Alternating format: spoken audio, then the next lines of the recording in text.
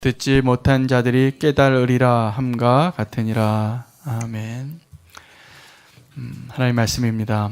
오늘 나눌 말씀은 가보지 않은 길을 가보는 것이, 가보지 않은 길을 걷는 것이 하나님의 축복입니다 라는 말씀으로 전하고자 합니다. 오늘이 복 있는 사람 시리즈 17번째 말씀입니다. 우리가 예수님을 믿을 때 그 믿음을 성경이 뭐라고 얘기하냐면 도라고 얘기합니다. 하나님의 도, 주의 도라고 얘기합니다. 여기서 말하는 도는 길인데, 웨이인데 어떤 원리를 의미하기도 하고 우리의 삶을 이야기하기도 하는 것입니다. 그래서 우리가 예수님을 믿는다는 것은 반드시 우리가 그 길을 걸어가는 삶이 함께 보여져야만 하고 그것이 경험되어져야만 합니다. 그것이 예수 믿는 것입니다. 우리가 예수 믿는다고 할 때 그냥 입술로 고백하고 내 삶이 변하지 않고 내가 이전에 예수 믿기 전의 삶과 별로 달라진 것이 없으면 아직 예수 믿지 않는 겁니다. 너무나 아직 어린아이와 같이 태어나서 길에 버려진 것과 비슷한 겁니다. 오늘 하나님께서 우리를 정말 믿음의 축복 가운데 인도하여 주시는 축복된 말씀이라고 생각합니다. 바울이 그 길을 갔기 때문입니다. 그리고 로마서에 써서 믿음으로 구원받는 그 비밀에 대해서 이야기하고 나서 그가 어떻게 살고 어떻게 사역했는지를 소개하고 있는데 오늘 그 부분을 가지고 우리가 가보지 않은 길을 함께 가볼 수 있는 결단이 오늘 이 예배를 통해서 드려지길 원합니다. 예를 들면 오늘 예배를 드리시는데 찬양하는 게 좋고 기도하는 게 좋고 말씀이 은혜롭고 오늘 이 자리에 와서 따뜻해서 좋고 그냥 그거 좋고 그냥 돌아가시면 믿는 게 아닌 거예요. 우리가 그 말씀을 듣고 정말로 하나님 앞에 내가 삶을 어떻게 살아야 하는가를 결단하고 어제까지 안 해봤던 믿음의 길을 가보실 수 있는 축복이 있기를 원합니다. 그 사람이 정말 축복의 열매들을 얻었습니다. 오늘 그래서 그 은혜를 가지고 함께 나누기를 원합니다. 우리는 지금까지 익숙한 길을 걸어왔습니다. 너무나 익숙한 곳에서만 살다 보니까 사람들이 여행을 가는 겁니다.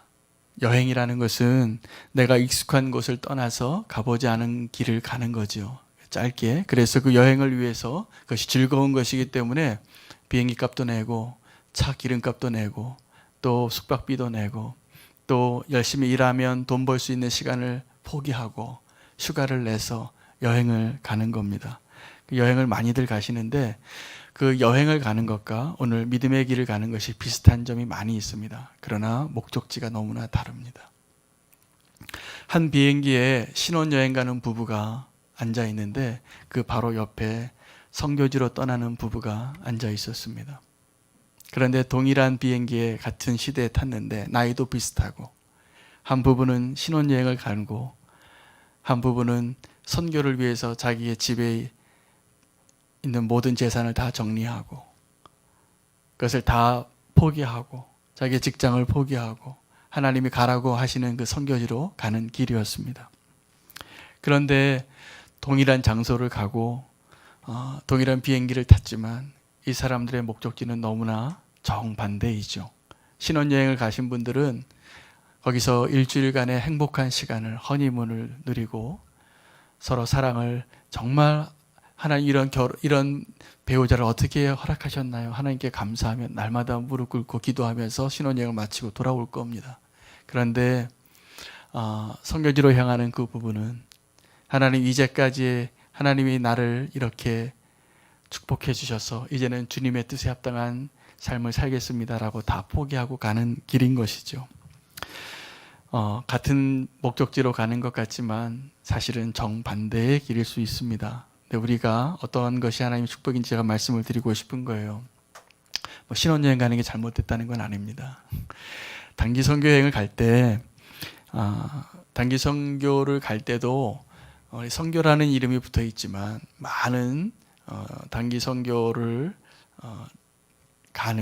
참여하는 성도님들이 이 신혼여행 가는 기분으로 갑니다.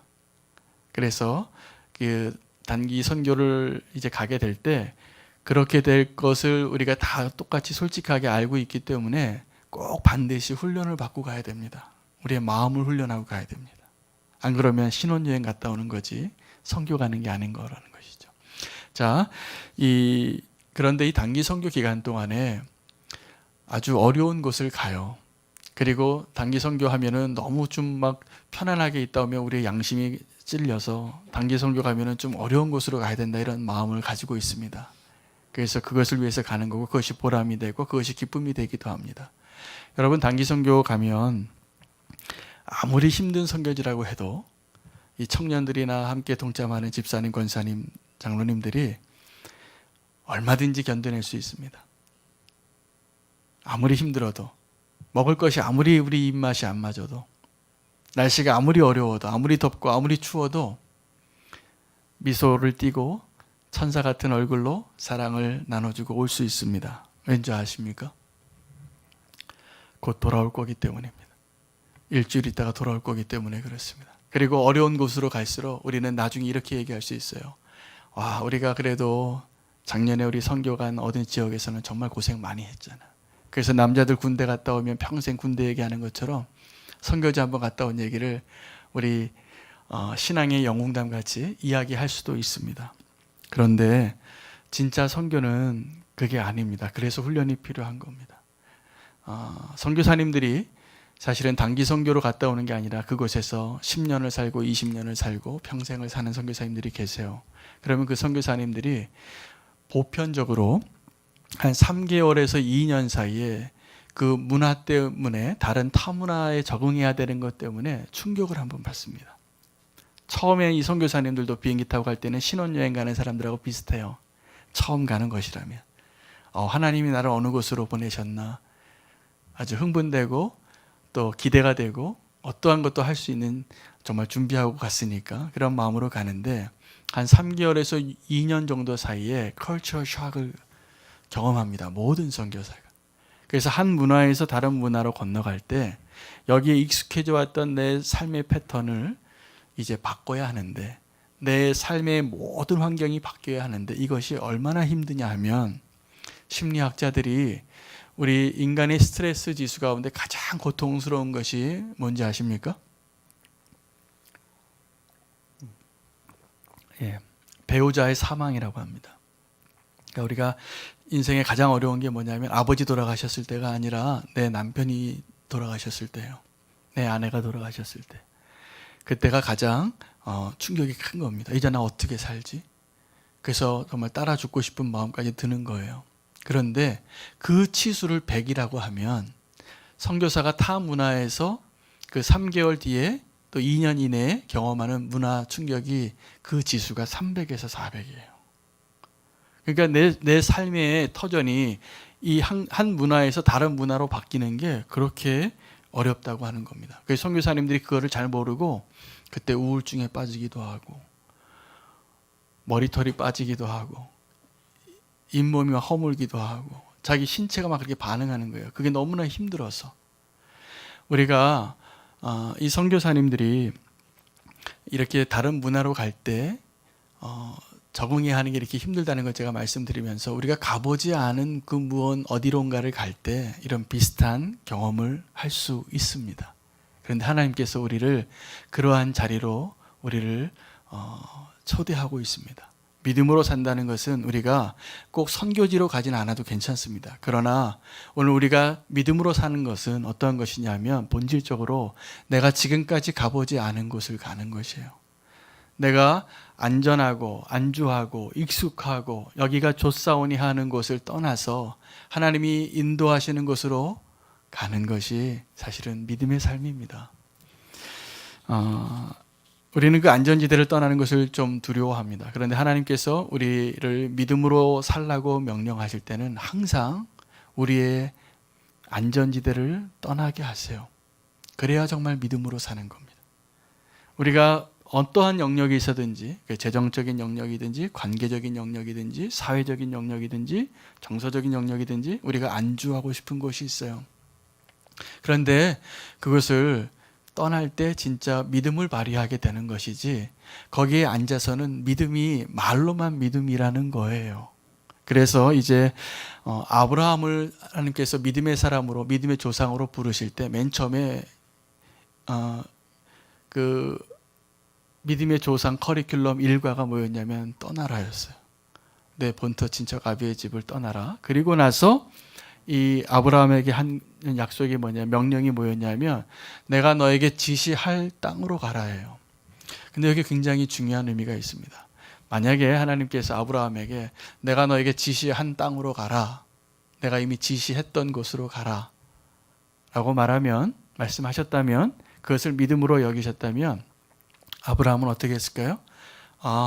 하나님이 이제 1년 뒤에 나보고 저 아프리카로 가라고 했으니까 아프리카가 어떤 나라고 기후가 어떻고 가려면 비행기 값이 얼마고 이런 것을 다 이제 조사하고 준비하고 각오하고 순종했을 텐데, 믿음의 삶이란 것은 내가 너에게 지시한 땅으로 가라가 아니라 내가 너에게 지시할 땅으로 가라라는 거예요.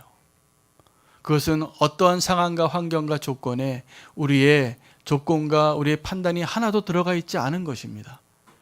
그래서 믿음은 아브라함이 시작했던 믿음의 커리큘럼 1과는 하나님이 뭐라고 말씀하시든지 순종할 준비가 되어 있는가입니다. 여러분, 준비가 되어 있으신가요? 그렇게 준비가 되어 있으면 이제 가보지 않은 땅을 갈 수 있습니다. 근데 그게 안 돼 있으면 솔직히 말하면 한 걸음도 떼기 어렵습니다. 왜냐하면 그 땅을 떠나지 않을 이유가 너무나 많거든요. 시집도 가야 되고 장가도 가고 애들 학교도 보내야 되고 집에 대출 이자 갚을 것도 아직 있고 뭐 얼마든지 많아요. 내가 하나님이 가라고 하는 것을 가지 말아야 될 이유가 너무나 많아요. 그렇게는 절대로 못 갑니다. 그런데 하나님께서 가보지 않은 땅을 가라고 하실 때는 그 조건이 없어야 해요. 없어야 해요. 그렇게 살 수 있다면 이제 하나님께서 우리를 더 큰 믿음의 길로 인도하실 것이라 믿습니다. 아직 가보지 않은 길은 사실은 두려운 길이에요. 여러분, 산에 오를 때 산길을 따라 가시죠? 제가 지난번에 산행 2번을 하고서 몸살이 한번 났습니다. 그 다음 주에 온도 조절을 잘 못해가지고 제가 감기를 한 일주일 고생했는데 너무나 좋았어요. 그런데 저는 산을 갈 때 여러 산을 많이 가신 분이 내 앞에 갈 때는 안전하게 어떤 염려 없이 가는데 내가 이제 앞장을 서야 될 때가 있어요. 어떤 게 일행에서 줄이 끊어져서. 그러면 저는 정말 그런 그 혼돈에 빠집니다. 이렇게 길이 양갈래가 있거나 세 갈래가 있으면 어느 길로 가야 되지? 혹시 이 길로 가면 내가 가려고 하는 목적지에 가지 않는 거 아닌가? 그런 두려움이 있어요. 모르니까, 산을 많이 안 타봤으니까. 근데 우리가 인생의 길에서도 그런 동일한 것입니다. 근데 그 산의 그 길이 어떻게 나냐 하면요, 맨 처음에 갔던 어떤 한 사람이 있는 겁니다. 근데 그 사람이 가니까 낙엽의 발자국이 있고, 두 번째 가는 사람은 그 사람 발자국을 따라가는 거예요. 근데 믿음의 그 발자국이 계속 생기게 되면 10명이 가고 100명이 가면 이제 길이 되는 겁니다. 그래서 대부분의 산행길을 보면은 이렇게 직선거리가 아니더라고요. 누군가가 그 목적지를 가려고 이렇게 산등성을 이렇게 타고 돌아서 가거나 그렇게 가는 길을 누가 맨 처음에 갔던 그 발걸음이 있었기 때문에 그 길을 갔겠죠. 그런데 믿음으로 사는 것은, 또 가보지 않은 길을 가는 것은 내가 산을 오르는데 내가 선두의 선자가 된 거예요.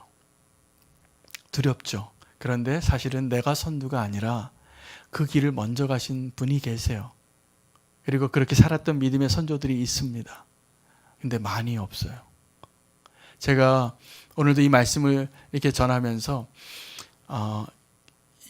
오늘 이 가보지 않은 길을 가십시오거든요. 사실은 오늘 이 말씀의 주제가. 그런데 귀로는 들리고 머리까지는 꾸덕일 수 있는데 몸을 움직이려면 쉽지 않을 겁니다. 실제로 이렇게 믿음으로 사는 것이 생각처럼 쉽지 않은데 그 길을 가신 분들은 축복이었다는 걸 말씀드리는 거예요. 오늘 그 길을 갔던 사람 중에 한 사람이 사도 바울입니다. 그래서 로마서에서 그가 어떻게 그 남들이 가지 않았던 길을 가는가를 우리에게 말해주고 있는데, 이 사도 바울은 사도가 되기 위해서 다른 출발을 했습니다. 여러분, 12사도가 있는데 한 명이 예수님을 팔았기 때문에 먼저 자살하고 죽었습니다. 그 자리에 사도의 자리를 채운 사람이 마띠아라는 사람입니다. 제비 뽑았는데 그 마띠아를 뽑을 때 사도의 조건이 있었어요. 하나는 세례 요한의 때부터 예수 그리스도의 십자가의 때까지 우리와 함께 있었던 자였는가예요. 또 하나는 예수님이 죽으셨는데 부활하셨어요. 부활하셔서 40일 동안 보여주셨는데 그 부활하신 예수님을 보았는가예요. 500명밖에 못 봤거든요. 그래서 그 500명 중에 또 3년 동안 예수님을 따랐던 사람들 중에서 후보 2명이 나온 겁니다. 그래서 마띠아가 뽑혔는데 사도 바울은 사도가 될 자격이 있을까요, 없을까요? 이 조건에 의하면 없습니다. 근데 하나님 특별하게 사도로 세우셨어요. 뒤늦게. 그리고 그 사도 바울이 뒤늦게 사도가 됐는데 그는 여러 가지로 다른 거예요. 예수님을 따라다니지도 않았고 예수님을 따르는 사람들을 핍박하고 죽이려고 했고 스데반을 죽일 때 현장에서 감독하던 자였고 다른 제자들은 다 어부고 세리고 평범한 사람이었는데 사도 바울은 엘리트였습니다. 권력의 핵심에 있었던 사람이에요. 그런데 그런 사람 하나님이 택하셔서 어떤 목적으로 썼느냐를 우리가 기억하고 발견할 필요가 있습니다. 사도 바울은 아주 특별한 시작을 하고 특별한 사도로서 부름을 받아서요. 교회의 역사에 사도행전의 앞부분의 주인공은 12사도인데 사도행전의 뒷부분의 주인공은 바나바와 바울이에요. 그리고 이 바울이 써나간 모든 발자취, 그리고 바울이 썼던 편지, 바울이 정리한 하나님에 대한 모든 개념들. 왜냐하면 바울은 일단 구약을 다 공부한 사람이고 신학교를 정식으로 나온 사람이고 하늘을 갔다 온 사람이에요. 그리고 예수님을 특별하게 만났어요. 아주 특별한 시작을 한 사람이죠. 그래서 하나님께서는 이 특별한 사람에게 특별한 사명을 주는데 가보지 않은 길을 가라고 한 거. 그래서 이방인의 사도라고 자처를 해요. 다른 사람들은 다 예루살렘에서 성령을 기다리고 이 교회의 핍박을 받고 그 일들을 하고 있을 때 늦가기처럼 동참한 이 사도가 기독교 역사를 쓰고 기독교를 세우는 일에 파운데이션을 만듭니다. 제가 신학교 다닐 때 그 바울의 신학이 없었다면 지금 우리가 공부하는 신학교 조직 신학이 없어요, 거의. 그래서 사실은 기독론, 교회론, 성령론 다 사도 바울이 정리해 준 편지에 있는 내용 가지고 하나님이 이렇게 존재하시는구나. 그리스도가 이러한 분이시구나. 성령님이 이러한 분이시구나. 마귀가 이러한 존재라는 것을 알게 되는 거였어요, 사실은. 그러니까 너무나 대단한 공헌을 합니다. 그리고 교회가 세계적인 교회가 되기 위해서 확장할 때 이 사도 바울이 이방인을 향하여 오늘 이제 본문에 있는 것처럼 가보지 않은 길을 갔기 때문에 기독교가 되는 거였어요. 제가 신학 공부할 때 지금도 잊지 않은 책 제목이 하나 있습니다. 바울이 누구인가에 대한 책인데 바울 그는 예수의 제자인가 아니면 기독교의 창설자인가. 그만큼 위대한 사람이에요. 그런데 그 위대한 바울이 될 수 있었던 그 비결이 뭐냐면 가보지 않은 길을 가려고 했기 때문이라는 것입니다. 20절에 보면 이렇게 나와 있습니다. 내가 그리스도의 이름을 부르는 곳에는 복음을 전하지 않기로 힘썼노니 이는 남의 터 위에 건축하지 아니하려 함이라. 바울의 눈에는 이 세상이 딱 양분이 되는데 어떻게 양분이 되냐면 복음이 전파된 지역과 복음이 전파되지 않은 지역이에요. 예수의 이름을 부르는 지역과 예수의 이름을 부르지 않는 지역이에요. 그런데 이 예수의 이름을 부르지 않는 지역도 또 반으로 또 나눠요. 그곳에 복음의 사역자가 있는 곳이 있고 없는 곳이 있는데 나는 이 반 중에서 또 반의 반을 해서 아직 복음을 듣지 못하고 거기에서 복음을 전하는 사역자가 없는 곳에서 내가 사역하겠다고 결정한 겁니다. 그가 그 원칙을 가지고 평생 사역을 했기 때문에 선교가 가능했어요. 그리고 교회가 확장한 겁니다. 사역자로 부름받고 목사로 부름받고 안수받고 선교사로 파송을 받아도요. 목사나 선교사들 안에 이런 갈등이 있습니다. 내가 이왕의 목사가 됐는데도 내가 이왕의 선교사가 됐는데도 조금 더 좋은 데가 좋아요. 조금 더 대우가 좋고 조금 더 편한 데가 좋고 조금 더 안전한 곳이 좋고 뭐가지 다 갖춰진 데가 좋고 이렇게 생각이 되더라고요. 제가 목사도 해보고 선교사도 해보니까. 그런데 바울은 그렇지 않았어요. 그래서 그런 마음이 들 때마다 바울이 이 원칙을 가지고 살았기 때문에 바울이 됐습니다. 저도 그래서 그런 마음이 들지만 바울을 따라가고 싶어하고 노력하는 사람 중에 한 명입니다.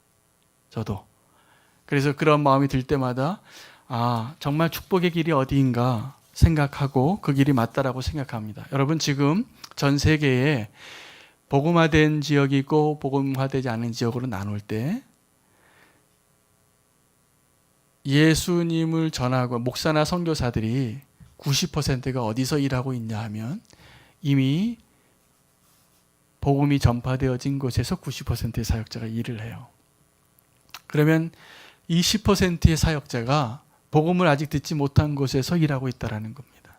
근데 그 일을 한 사람이 바울이에요.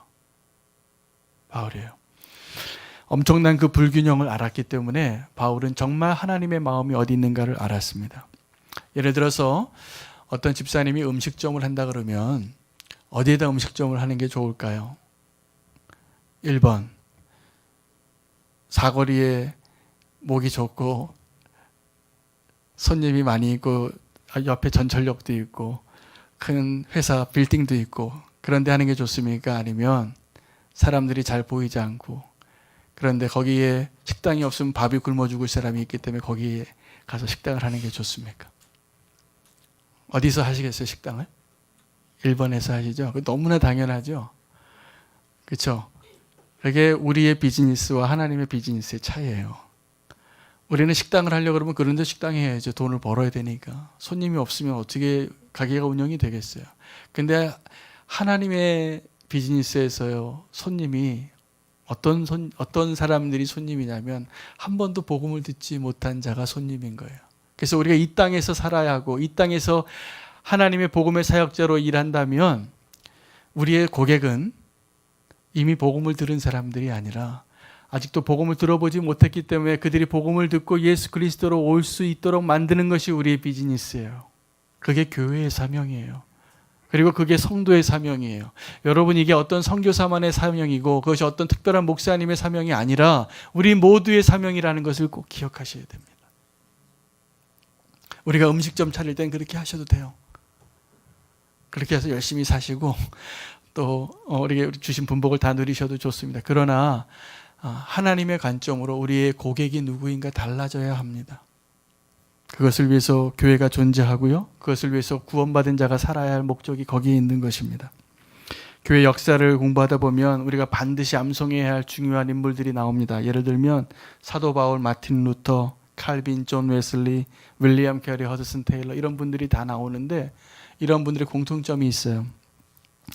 자기가 살 동안에는 별로 인정받지 못하다가 핍박받다가 변두리에 있다가 하나님의 마음을 알아서 자기의 인생을 다른 사람이 가지 않는 길로 가기로 결단한 사람들이에요.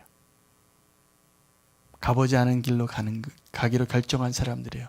그들의 삶이 좀 고됐습니다.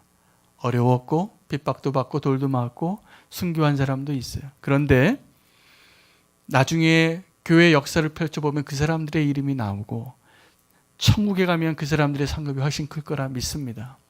여러분, 우리가 영원히 살 건데 어떻게 사는 것이 잘 사는 겁니까?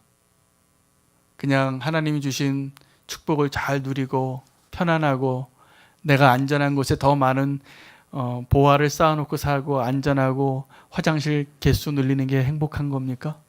아니면 정말 하나님이 원하시는 것을 위해서 나에게 주신 그 축복을 그것을 위해서 사용하고 내 남은 인생을 그것을 위해서 기도하고 그것에 동참하는 것이 행복한 삶입니까? 이건 굉장히 중요한 얘기예요.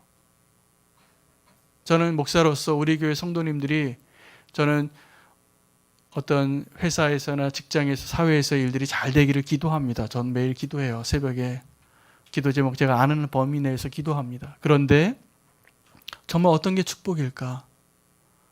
여기서 좋은 대학 가고 좋은 직장 얻고 좋은 집을 살고 좋은 결혼하는 것이 축복으로 생각하는 걸로 끝난다면 우리같이 불쌍한 사람들이 없어요.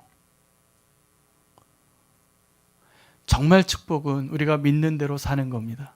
이제 우리가 지금 고민은 뭐냐면 우리가 믿는 것을 아는데 이런 거죠. 500년 전에 마틴 루터가 종교 개혁을 했을 때보다 우리는 더 많은 진리를 알고 있습니다. 그때 믿었던 사람들보다 훨씬 더 많은 사람들이 하나님의 뜻을 알고 그 방향을 알고 있습니다. 그런데 우리가 알고 믿고 확신하는 대로 사는 사람은 그때보다 많았다고 말할 자신이 없어요. 우리가 오늘 도전받아야 할 이유가 여기에 있습니다. 18절에 바울이 이렇게 고백해요. 그리스도께서 이방인들을 순종하게 하기 위하여 나를 통하여 역사하신 것 외에는 내가 감히 말하지 아니하노라. 그 일은 말과 행위로 표적과 기사와 능력으로 성령의 능력으로 이루어졌으며 그리하여 내가 예루살렘으로부터 두루 행하여 일루리곤까지 그리스도의 복음을 편만하게 전하였노라. 자, 오늘 이 바울이 자기 자랑을 좀 하고 있는데 어떤 자랑이냐면 내가 노력해서 나를 드러낸 적이 나는 없다.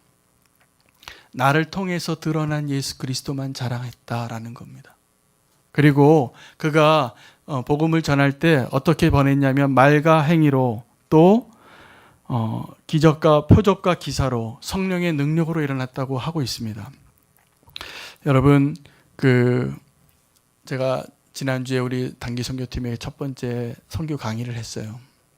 그런데 우리 선교라는 것을 이야기할 때 첫 번째 선교 행위가 뭐냐 하면 저 필리핀에 있는 아이들이 너무나 불쌍하니까 재난을 다 당해서 집도 잃고 학교도 잃고 직장도 잃고 어려우니까 옷 갖다 주고 빵 갖다 주고 학용품 갖다 주는 게 선교의 일부분은 될 수 있지만 그것이 결코 선교의 핵심이 아니에요. 그거는 그냥 구제예요. 근데 선교를 간다고 할 때 우리가 첫 번째 뭘 훈련받고 어떠한 조건으로 가야 되냐면 우리가 저들과 같아질 수 있는 준비가 됐는가예요.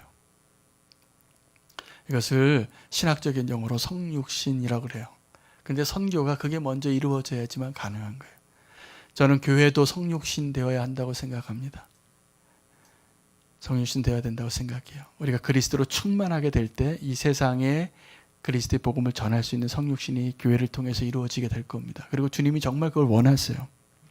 바울의 복음을 이해할 수 있어야 되는데 바울이 오늘 이 표현 가운데 이제 가보지 않은 길을 가다 보니까 바울이 땅 끝까지 가는 거예요. 그래서 이 예루살렘에서 일루리곤까지, 일루리곤은 어디냐 하면 그때 당시에 스페인 끝에 있는 곳이었는데 그때 당시에 알고 있는 이 땅의 끝이었어요. 대륙의 끝이니까. 그런데 내가 예루살렘에서 복음을 다 전하고 편만하게 전했다라고 말을 해요. 어디까지요? 일루리곤까지. 그런데 편만하게 전했다라고 말하는 이 편만하게 전했다가 어떤 내용이냐면 의미냐면 복음을 채웠다라는 뜻이에요. 자, 이게 무슨 말이냐면 바울은 예루살렘에서 일루리곤까지 그냥 예수 믿으세요, 예수 믿으세요 하고 기차 타고 가면서 이렇게 전단지 뿌리고 갔다라는 게 아니라 그가 밟는 땅마다 온전한 복음을 전하고 말과 행위로 표적과 기사로 성령의 능력으로 예수 그리스도의 십자가의 능력을 다 증거하고 다녔다는 거예요. 지난번에도 제가 한번 나눴지만 우리 교회 전도팀 시작하고 나서 한 3번째 주 됐을 때 너무 열심히 휴지를 나눠드려가지고 전도품이 바닥이 났어요. 근데 제가 그 주문을 했는데 그날 오기로 된 거예요. 근데 안 온 거예요. 전화해보니까 하루 더 늦을 수도 있대요. 배달하는 시간이 걸려서. 제가 그 이야기를 듣고 그러면 이번 주는 전도를 쉴까? 라는 생각이 들었어요. 그리고선 기도하다가 내가 생각하는 복음이 얼마나 함량미달인가를 깨닫게 됐어요. 만약에 우리가 복음을 전하는데 휴지가 없어서 못 전한다면 그건 복음이 아닙니다. 내가 만약에 복음을 전해야 되는데 아니 예를 들어서 이렇게 한번 들어볼게요. 어떤 권사님이 저는 이제 전도하러 가기 전에 기도하는 것도 참 축복의 시간이고 전도하고 오신 분들하고 우리가 된장찌개 먹으면서 피드백을 해요. 근데 그 시간이 너무 저는 좋아요. 왜냐하면 정말 하나님 만나고 경험한 가장 기뻐하는 장소에 있다가 오셨기 때문에 충만해요, 항상. 자, 그런데 그 나눔 가운데 어떤 권사님이 그런 얘기를 하시더라고요. 제가 본인이 이전에 전도할 때 무슨 가게 매장을 했는데 자기가 팔던 가구 비싼 건데 그것까지 막 다 선물로 주면서 전도를 했었다라는 얘기를 해요. 참 너무나 귀한 열정이고 제가 너무나 아름다운 이야기라고 생각이 들었습니다. 그런데 한번 예를 들어보겠습니다. 그 권사님은 아마 하나님께서 너무나 기뻐하시는 방법으로 전도를 하신 건데, 예를 들어서 우리가 밖에 나가서 휴지랑 함께, 휴지에 있는 저는 성경 문구 때문에 전하는데, 밖에 나가서 예수 믿으시면 제가 BMW 한 대씩 드리겠습니다. 그러면 전도 잘 될까요? 안 될까요? 잘 될 것 같죠? 잘 될 것 같아요. 근데 그건 복음이 아니에요. BMW가 아니라 아파트 2채를 줘도 그거는 복음을 그 BMW로 바꿀 수 있겠습니까? 도리어 거꾸로 오해시키는 거예요. 우리가 여태까지 이렇게 잘못 전했어요. 우리가 생각하는 복음이 그런 게 아니거든요. 이 세상의 모든 것을 다 주어도 바꿀 수 없는 가장 소중한 건데, 그 복음을 변질시키는 책임이 우리에게 있어요. 이건 굉장히 무거운 책임입니다. 원래는 휴지가 필요한 것이 아니라 예수님 만나서 변화된 내 삶의 간증이 필요한 거예요. 그리고 바울이 자기의 복음을 전한 것처럼 우리도 나의 복음이 있어야 돼요. 복음을 전하고자 한다면. 여러분 그거 있으십니까? 그거 꼭 있기를 바랍니다. 가짜 복음이 있거든요. 그런데 사실은 지금 가짜 복음이 훨씬 더 많이 이야기되고 있고 그것으로 오해하고 있는 시대를 살고 있기 때문에 저와 여러분의 사명이 있다면, 앞으로 우리 새빛교회가 교회로서 해야 될 사명이 있다면 진짜 복음을 이야기하고 진짜 복음을 소개할 수 있는 교회가 되는 것이 저의 기도 제목입니다. 여러분 진짜 복음은 이런 거예요. 가짜 복음부터 얘기할게요. 예수 믿고 다 구원받습니다. 복음이죠. 이게 복음입니다. 예수 믿고 구원받는 게. 그런데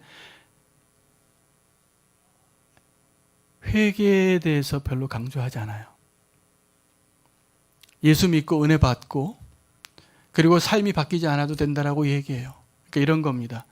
우리가 이 복음을 훼손시키고 복음을 가짜로 만드는 것은 죄에 대해서 우리가 너무나 많이 타협한 복음을 전하기 때문에. 그것도 은혜라고 생각하는데 천만의 말씀입니다. 진짜 복음은 죄인에 대해서는 우리가 하나님이 용서하시고 은혜를 베푸시는 것이지만, 진짜 복음은 죄에 대해서는 훨씬 엄격합니다. 회개하지 않는 복음은 가짜 복음이에요. 그냥 예수 믿고 천당 가는 게 아니에요. 예수 믿고 회개하고 하나님의 말씀에 맞는 삶을 살았을 때 천국 간다고 얘기해 줘야 돼요. 우리가 가짜 복음 팔고 있으면서 그렇게 그것을 전도한다고 생각하면서 그렇게 하고서 마지막에 하나님께서 나 너 모른다, 그 책임을 어떻게 감당하시려고 그래요? 저는 이 말씀을 전하면서 그 부담감이 너무나 커요. 이 진짜 복음이 아닌 복음 전하는 목사 되면은 제가 나중에 하나님 앞에 어떤 지향을 받겠습니까? 우리 동일한 책임이 있는 겁니다. 진짜 복음을 전할 수 있어야 돼요. 디트리 보네퍼라는 분이 계신데 신학자입니다. 근데 이분이 아주 유명한 신학자인데 여러 가지 신학 글들을, 책들을 냈는데 제자도 나를 따르라라는 책이 가장 유명해요. 제가 이번 주에 이미 읽었던 책이지만 다시 한번 그 책을 새로 아주 잘 만들어져서 그 책을 다시 읽으면서 너무나 은혜가 됐어요. 1945년에 이 보네퍼가 죽습니다. 왜 죽냐 하면 히틀러를 암살하려고 했어요. 히틀러 암살단에 같이 동참을 해요.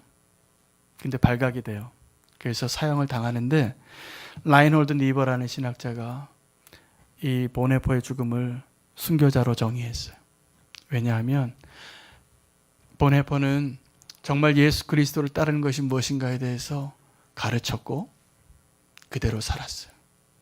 그리고 그가 정의한 그리스도인의 삶이란 이런 것이라고 얘기했어요. 그리스도인이 된다는 것은 하나님을 향하여는 기도하고 사람들을 향하여는 하나님의 정의를 행하는 것이다. 그때 나치가 세계대전을 일으키고 유대인을 학살하고 있을 때 교회들이 있었고 목사님들이 있었어요. 그런데 아무도 그것이 잘못됐다고 말하지 못하고 있었어요. 그런데 보네퍼는 그것이 잘못됐다고 말하고 그것에 대해서 하나님의 성경의 원리대로 이야기했던 사람이에요. 그 얘기하다가 죽은 거예요. 진짜 복음이에요, 이게. 이게 진짜 제자예요. 우리는 하나님을 향하여 기도하는 데만 너무 열심을 내다 보니까 지금 한국교회에 가짜 복음이 왜 이렇게 많이 되냐면 가짜 구원을 너무나 많이 팔았어요. 저는 정말 염려가 돼요. 걱정이 돼요. 그러다가 그분들 나중에 하나님 앞에 섰을 때 나 너 모른다 그러면 어쩔까 봐. 여러분, 우리가 구원을 받은 자로서 이 복음에 합당한 삶을 지금부터 살아내야 됩니다. 그러려면 가보지 않은 길을 가셔야 돼요. 저는 지금 이야기하는 것이 굉장히 몇몇 분에게는 부담이 될 수도 있는 이야기라고 생각이 되어져요. 제가 웃으면서 이렇게 편안하게 얘기하지만 굉장히 레디컬한 얘기를 하고 있잖아요. 근데 여러분, 이런 이야기를 그냥 흘려 들으시면 안 돼요. 정말 우리가 예수 믿는다는 것은요, 내가 예수 믿고 구원받고 복받고 우리가 생각하는 복과 하나님 생각하는 복이 너무나 달라요. 하나님 우리에게 진짜 복을 주길 원하시는데 우리가 이 복음에 합당한 삶을 살기를 원하시는 것입니다. 김동호 목사님이 저하고 페이스북의 친구인데 얼마 전에 자기 아들이 결혼을 했어요. 늦은 나이에 결혼했는데 주례를 본인이 쓰셨더라고요. 그래서 본인이 주례사를 올리셨어요. 근데 다 좋은 얘기를 하고 마지막에 이렇게 쓴 것이 저의 기억에 남습니다. 아들아, 오직 예수다. 오직 믿음으로 살아라. 내가 살아보니까 그것이 맞았다. 너도 그렇게 살아라. 그렇게 주례사를 했어요. 결혼한 아들한테. 여러분, 우리가 우리 아들에게 그렇게 말할 수 있어야 됩니다. 아들아, 내가 믿고 있는 믿음이 내가 살아보니까 이게 맞았다. 저는 요즘 새벽교회 와서 설교를 너무 많이 해가지고 피곤해요. 이전에 부목사를 했을 때는 일주일에 한 번만 해도 되는데 일주일에 10번 해야 돼요. 그런데 제가 이 피곤한 게 설교를 준비하는 시간이 많이 걸려서 피곤한 게 아니라 사실은 제 마음에 정말 갈망이 진짜 복음을 전하고 싶은데 내 삶이 안 따라줄 때입니다. 제가 오늘도 이 말을 하면서 두려운 마음으로 그렇게 안 될 때마다 고민이 많이 되고, 왜냐하면요, 제가 이렇게 말씀을 전할 때 내가 말하는 이 설교의 내용과 내 삶이 같지 않은 것을 성도들이 금방 알아채요. 하나님이 금방 알아채요. 근데 그것처럼 비참한 목사가 없어요. 저는 그런 비참한 목사가 되고 싶지 않습니다. 만약에 내가 그 삶을 살지 못하면 그 얘기는 말을 안 하고 설교하려고 해요. 제가 설교한 것을 제가 똑같이 살아내고, 제가 오늘 믿음으로 살자고 가보지 않은 길을 가자고 이야기하는 것은 제가 하나님 앞에 그렇게 살 각오로 전하는 겁니다. 그리고 그렇게 해왔기 때문에 말씀드릴 수 있는 겁니다. 가보지 않은 길을 가는 것이 진짜 믿음입니다. 그런데 여러분, 우리 가보지 않은 길이 어떤 길이냐 하면요, 놀라운 기쁨이 왔어요. 오늘 말씀을 준비하고. 우리가 죄 짓는 길은 다 가본 길이에요. 근데 가보지 않은 길이 뭐냐면 믿음으로 사는 길이에요. 하나님께로 가는 길이에요. 예수 그리스도께로 가까이 가는 길이더라예요. 그래서 우리가 이제 가보지 않은 길을 가시기를 다시 한번 예수 그리스도 이름으로 축복합니다. 그 길은 내가 되돌아서서 죄악된 길로 가는 것이 아니라 이제 믿음의 길로, 가보지 않은 길을 가는 것은 놀라운 일일 거예요. 하나님을 기대하시길 바라요. 내가 가보지 않은 길을 가라고 주님께서 말씀하실 때는 주님께서 아주 가까이 계시는 겁니다.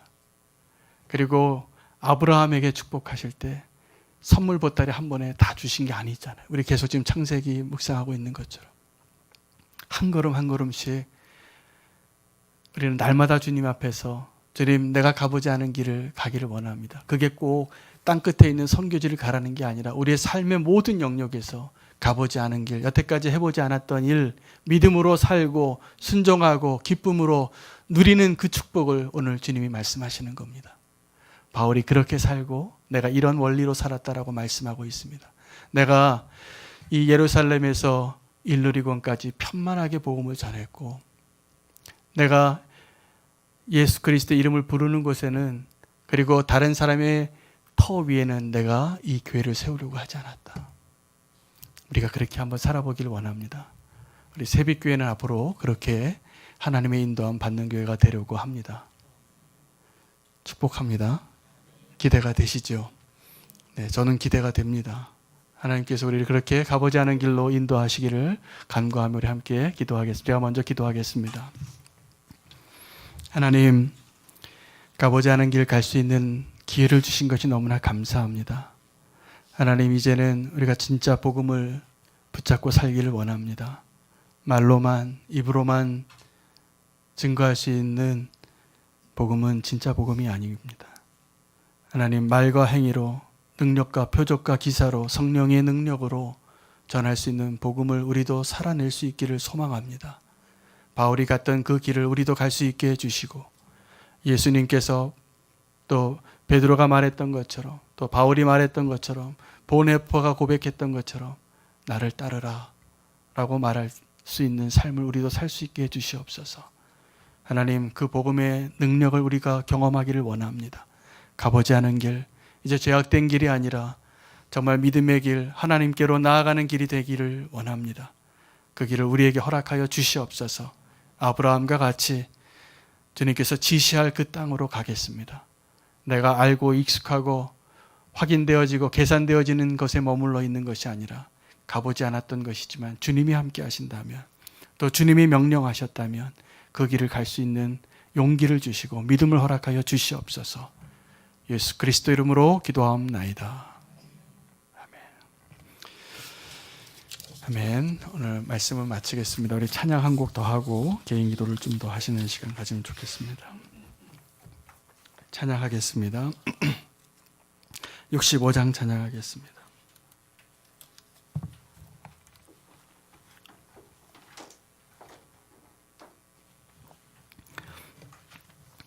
예수 우리 왕이여, 이곳에 오소서. 보좌로 주여 임하사 찬양을 받아 주소서. 주님을 찬양하오니